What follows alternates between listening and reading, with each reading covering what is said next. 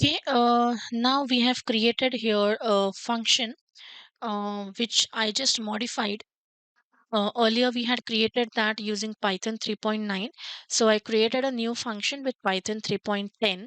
Okay, as on my particular machine 3.9, I'm not able to install that.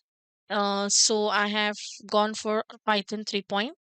Okay, so now if I go to install Python, first thing is I will have to go to python.org, which is the default site for, or I can say the official site for downloading Python.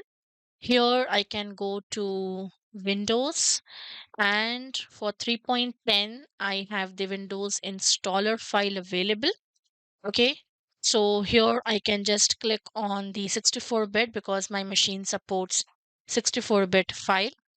And once that is downloaded, I can just click on it to start the installation. I will say add python exe to the path variable and go in for install now. If any prompt come, click on yes to proceed with the installation. And this would just take about some time to install Python on your current Windows machine with the version 3.0. Okay. So it'll just take some time to install it. And once this is done, I will show you how can you check whether Python is successfully installed on your machine. Okay.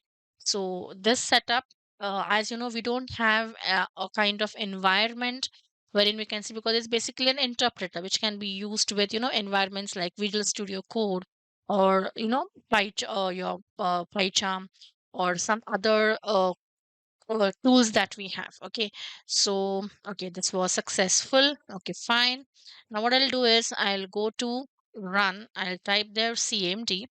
I'll press enter, and now if I type here Python, you can see I get your Python 3.10.11 version, which is the current version that we downloaded just now and installed it on our particular machine. So now this is available for us to use it. Okay, so installation is very much simple. You have to just go to python.org and that go to the download section, go in for Windows, select appropriate version available for your Windows machine, depending on what is the installer is. 64-bit is required or 32-bit is required. Download that, and then just 3 to 4 simple steps of installation, and that is done. Okay, so you all can just see that Python installation is very much simple. Okay, there is nothing much that we have to do it over here, and the installation is now successful. Okay, so now in the next session, I will show you how can we install the Visual Studio Code. Okay, and then we can also use Python in that for creating our further courses. Okay, so stay tuned for my next video for installing Visual Studio Code.